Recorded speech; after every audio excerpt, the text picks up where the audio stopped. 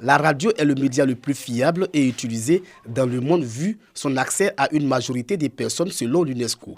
À Katiola, région du Hambol, les auditeurs interprètent diversement l'utilité de la radio dans leur quotidien. J'écoute les nouvelles de tous les pays.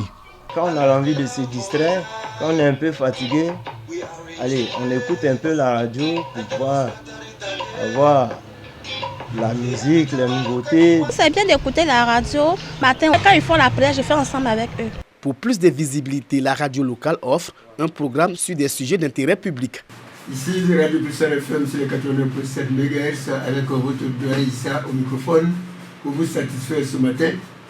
Et derrière la belle vitesse, c'est toujours chef Zedi Daliba. Nous allons tout de suite commencer l'émission comme d'accoutumée. Je parle beaucoup de la sécurité routière surtout et de la bonne cohabitation aussi en milieu et population. Les responsables de la radio mettent surtout un accent sur la promotion des us et coutumes de la localité à travers son émission Contes et légendes. Les émissions de contes que nous faisons ici à la radio sont beaucoup basées sur la cohésion sociale et la réconciliation. Et ce sont des thèmes que nous exploitons tous les week-ends. Nous constatons que tous nos auditeurs se consacrent aujourd'hui à prôner la réconciliation et la cohésion sociale. L'UNESCO célèbre le 13 février de chaque année l'utilité de la radio dans le monde. Le thème de l'édition 2022 est Radio et confiance. Du matériel de communication remis à 11 radios de proximité de la partie septentrionale de la Côte d'Ivoire afin de lutter contre le terrorisme. Une action dans le cadre de la clôture des activités de l'an 1 du projet Résilience pour la paix. Un projet quinquennal de Ekel Assess international soutenu par l'USAID. Ce don d'un montant d'environ 20 millions de francs CFA permettra aux structures bénéficiaires de jouer un rôle proactif et significatif dans l'accompagnement du processus de la cohésion sociale dans leur localité. Nous avons initié cette activité en appui aux médias, mais aussi pour, n'est-ce pas, les encourager dans le travail qu'ils font déjà. Parce que nous avons commencé une première année de collaboration avec ces personnes de médias. Et pour nous, après cette première année, on fait le bilan de ce qui a été fait. On renforce leurs capacités pour entamer la nouvelle année. Pour les bénéficiaires, cet appui est le bienvenu, soutenant que le matériel va leur conférer une certaine autonomie, promettant également d'en faire un bon usage. Ils nous ont montré comment est-ce que nous allons réussir à utiliser ce matériel performant. Nous sommes reconnaissants parce qu'aujourd'hui, nous avons reçu quelque chose que nous pourrons transmettre et que nous pourrons garder pour nos différentes communautés, surtout dans ce nouveau contexte sécuritaire. À ce don d'équipement s'ajoute un renforcement des capacités d'une trentaine d'hommes et femmes des médias venus de plusieurs régions du pays.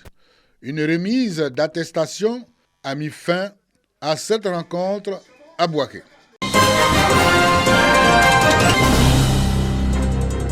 Djembé, 20 km de Korogo. Les élèves du collège moderne de la ville sont en fête. Les meilleurs parmi eux qui se sont bien illustrés au cours du premier trimestre ont été félicités au drapeau en présence de leurs parents. La petite Esther Koné-Tcheplé, en classe de 6e 1, a été déclarée majeure de tous les niveaux avec une moyenne de 17,69 sur 20. Quand j'arrive à la maison, je me lave et j'étudie mes leçons chaque jour. Je rêve d'avoir un vélo à la fin de l'année. Comme Esther, plusieurs autres élèves ont reçu le tableau d'honneur, faisant ainsi la fierté de leurs parents. Les tableaux d'honneur qu'ils ont reçus aujourd'hui ne veulent pas dire que je passe en classe supérieure.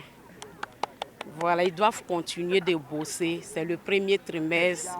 Ils doivent tout faire, fournir assez d'efforts encore pour le deuxième trimestre et le troisième trimestre à la fin de l'année, avoir un bon résultat. Le principal de l'établissement a saisi l'occasion pour mettre tous les élèves en compétition. Ça fait 5 ans que nous fonctionnons et depuis la première année, nous avons observé que les résultats baissaient. Donc, on a fouillé dans notre mémoire, trouver des personnes de ressources pour nous accompagner, pour motiver au mieux nos apprenants. 12 vélos offerts par une compagnie pétrolière attendent les plus méritants au cours de la traditionnelle journée d'excellence. Une seule condition, avoir une moyenne annuelle supérieure ou égale à 15 sur 20.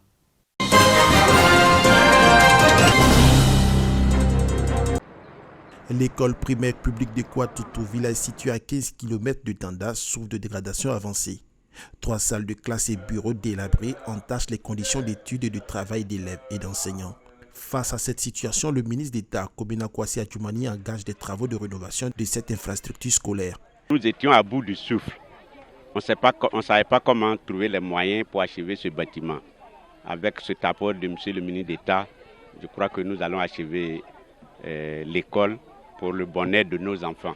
L'émissaire du ministre d'État, ministre de l'Agriculture et du Développement rural, a fait don de matériel de construction pour la réhabilitation de plusieurs établissements, dont l'EPP Iguela, un autre établissement en souffrance dans la sous-préfecture de Tanda.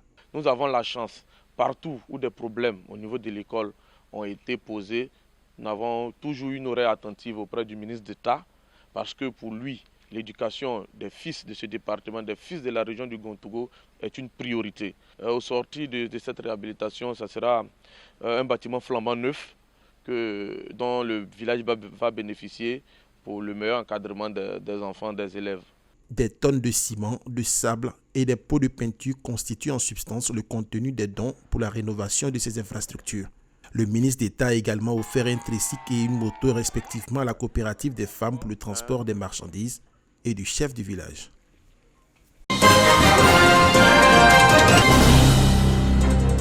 Depuis quelques années, les crises entre agriculteurs et éleveurs sont récurrentes à Sakassou.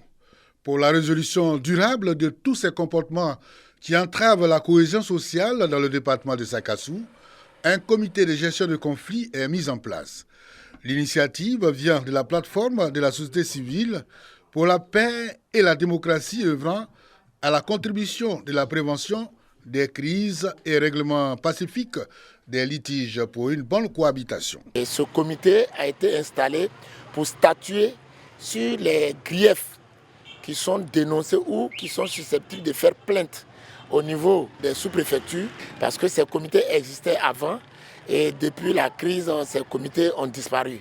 Donc nous avons essayé de redynamiser ces comités à travers la prise en charge des victimes. Premier responsable de la gestion des crises dans les localités, le corps préfectoral invite les populations à une franche collaboration avec le comité local de règlement des conflits.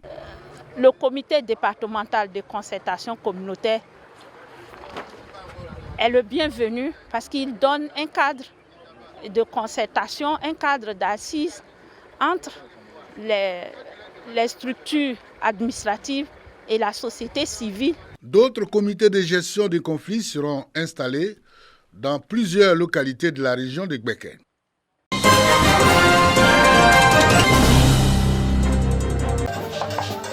Le nouveau chef de village de Niélé, sous-préfecture de Ouangolo-Dougou, région du Tchologo, installé, Ouattara Fota à Ngolo Issa, a reçu son arrêté de nomination des maires du préfet de Ouangolo-Dougou, faisant de lui le 7e chef de Niélé.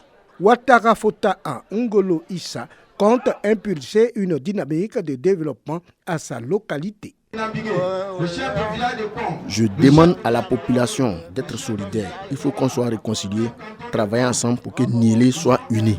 Pour réussir cette noble mission, le préfet du département de Ouangolo-Dougou a invité le chef à exercer ses nouvelles fonctions dans un esprit d'équité, d'impartialité et de loyauté. L'événement a bénéficié de la caution morale du chef de canton de Kong, le porte-parole de la population. Les élus, les autorités coutumières ont souhaité que le chef soit un bon auxiliaire de l'administration et surtout garant de la tradition sénoufo. Il y a eu un éclatement. Les uns et les autres se sont installés des endroits qui ont été choisis par leurs ancêtres, mais nous formons une seule famille. Ouattara Fota à Ngolo Issa, 88 ans, est marié et père de 8 enfants.